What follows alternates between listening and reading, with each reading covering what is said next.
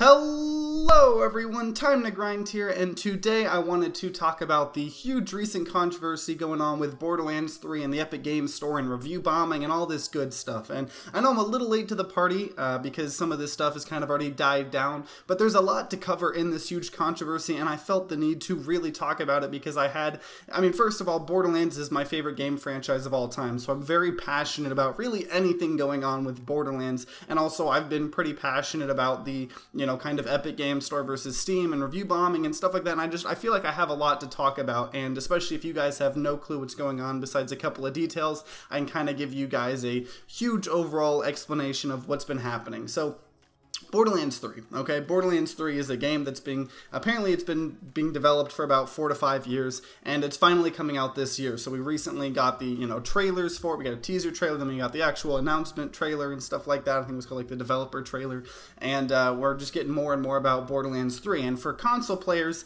if you're playing PS4, Xbox One, none of this really affects you, honestly, because it's just going to come out on the PS4 and Xbox One like it normally would, and you'll be happy. And what's kind of been going on is actually in the PC side of things, and obviously I'm a PC gamer, so kind of affects me, but people were kind of speculating whether Borderlands 3 would be eaten up by the evil Epic Games Store. And if you somehow don't know what's been going on there, Epic Games Store, what they've been doing is they have a terrible storefront, but they're wanting to compete with Steam. So instead of actually making a good storefront to compete with Steam, they're just buying exclusives, and they're just throwing money at these games to make them timed exclusives for their store. And at least they're timed exclusives. So I do have to say that I hate things that are like, I'm glad there's not much that's just stuck to the Epic Games Store. At least they're timed, but it's so bad to the point where things will have Steam pages. You can pre-order the game on Steam, and then like a week or two before the game comes out, the store page gets pulled. If you pre-ordered the game and you keep the pre-order, you could technically still play it on Steam,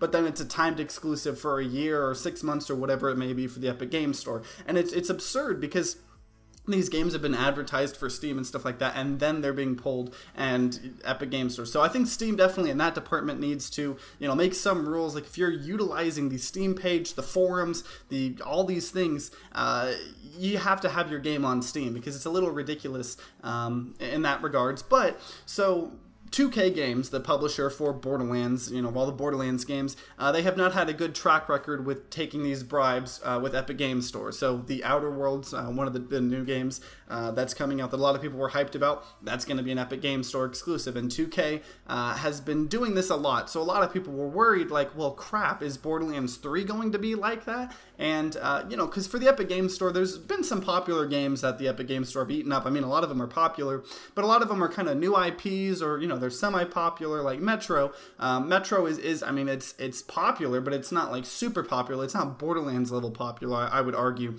And so people were like, okay, well, it's Borderlands 3. They're not going to do that. Well, long story short, it turns out they are. It's coming out this year for the Epic Games Store, and then in 6 months later, it's coming out on Steam. And I personally, I'm so torn and pained because I want to play Borderlands 3 the second it comes out. I want to buy the limited edition. I want to like splurge and buy like the treasure chest and all these figures and stuff like that, because that's how in I am in Borderlands. I love Borderlands so much.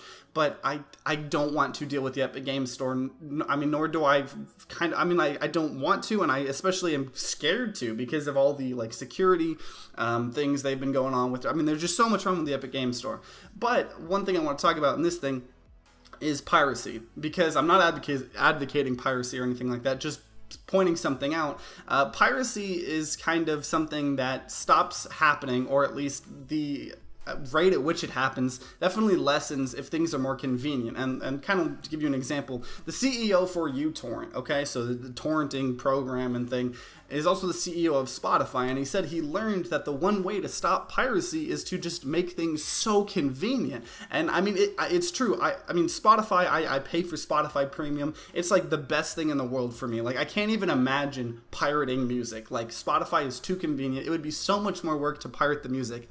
And that's kind of what happened with Steam. When Steam first started getting popular, there was a lot of piracy because, it's computers or whatever. And the more popular Steam got, the less popular piracy got for a little bit, because Steam was just so convenient. And Same with Netflix. Netflix came out, stopped a lot of piracy because you're like, well, it's on Netflix. I can just get a Netflix subscription and watch all these things. But now with having more streaming sites, so you have Netflix, Hulu, you have Disney's thing, you know, the more places that there's going to be exclusives, it's just bringing piracy back because people don't want to have 80 streaming sites. They want to, you know, the whole point of it was you had one streaming site that have everything. So that's why you pay for it, like Spotify still is. But with all these exclusives, it's terrible. And we're starting to see that with the gaming industry, with all these different game stores, all having their own exclusives. You have the Discord game store, the Epic game store, the Steam store, Battle.net. I mean, it's getting absurd. And with the Epic game store in particular, it's one thing, you know, if you're Battle.net and you only want to put your games that you make on your client, I can kind of understand that because you made them. But the Epic Games Store, they're just throwing money and they're taking these games hostages as exclusives. And I guarantee you Borderlands 3 is going to be way more pirated than if it hadn't been an exclusive on the Epic Games Store. If it launched on the Steam Store along with the Epic Games Store, there would be way less piracy. And I would bet any amount of money on that. But so that's kind of the Epic Games Store kind of controversy of it. So now we go into the review bombing aspect of it. And, you know, if you don't know, Steam reviews are a thing. And anytime something kind of controversial happens with a developer or a publisher or anything like that, even if it's really unrelated to the gameplay, a lot of times people will review bomb on Steam. So in this case, the news came out that it was going to be an Epic Games Store exclusive for 6 months. And so people started review bombing all of the Borderlands games, and in particular Borderlands 2. I don't know why that was just the main one that got review bombed the hardest, probably because, you know, Borderlands 1, 2, and then 3, this is 3, so just like, we'll just review bomb the last one too, and kind of forgot about the pre-sequel.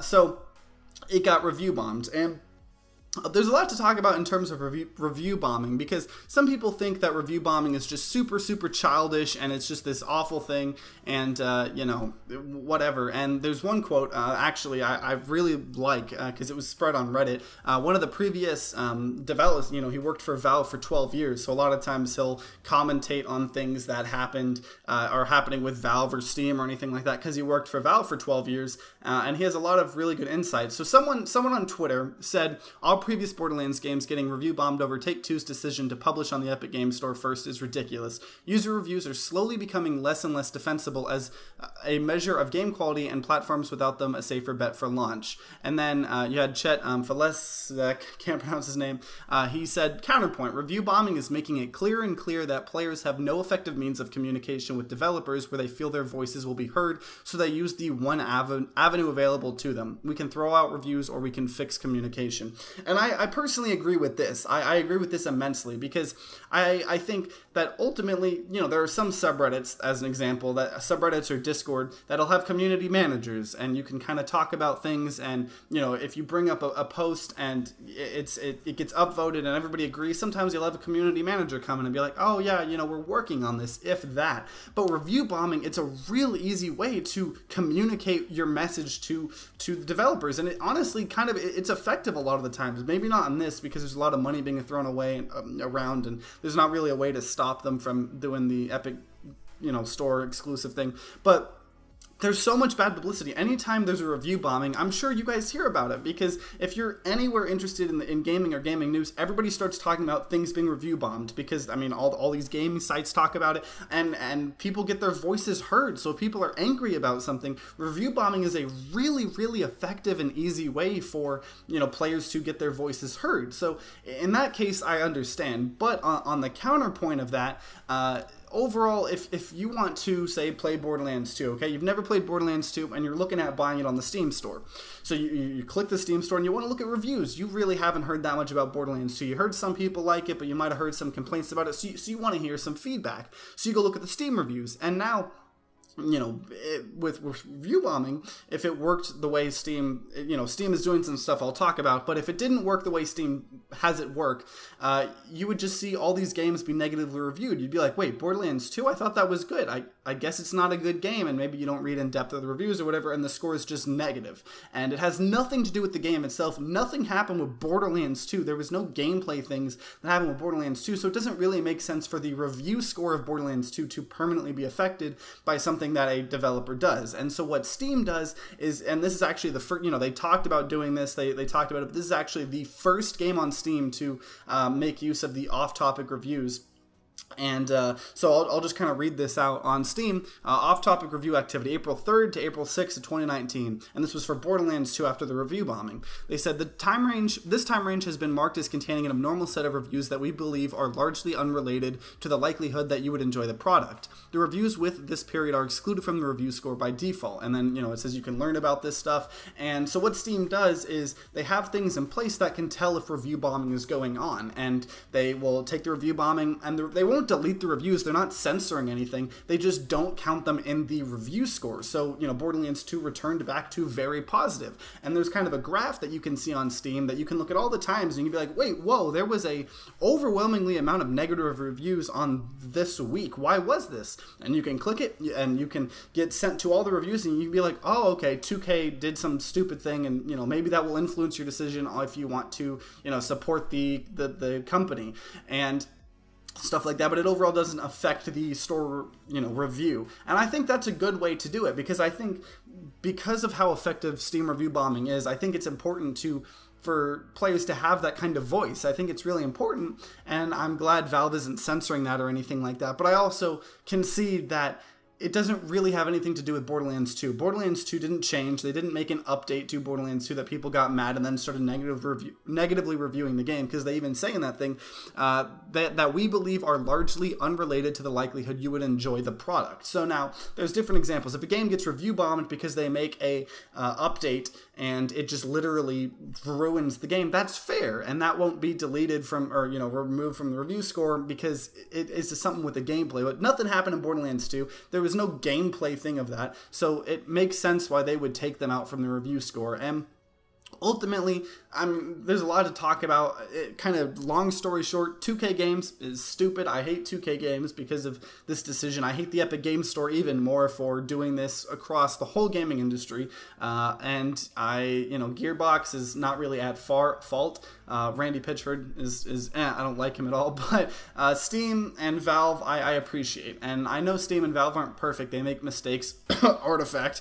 But, they're not perfect. But I feel like ultimately they care the most about the PC community and the PC gaming community. They give out key, any developer can just get a bunch of keys for their game that they don't have to pay for. Steam doesn't even take a cut of that, and they can sell them on their own website. They can sell them on Humble Bundle. They can do all these things. Steam just overall seems like they care the most. And the fact that, all of these things happening on Steam, like review bombing is happening on Steam because Steam is the best platform for PC gaming. Just simple as that. If the Epic Games Store was the best, then all these review bombings and stuff like that would happen on the Epic Games Store. But they don't have reviews. They don't even have a way to search your own store. You can't search on the Epic Games Store for games. You have to find it through the whatever. That's a topic for a different video. But that's everything that happened with Borderlands and the review bombing and the Epic Games Store exclusive. So hopefully, if you didn't know all of this, hopefully you learned something maybe. And maybe, if anything, you learned to hate Epic Games Store even more.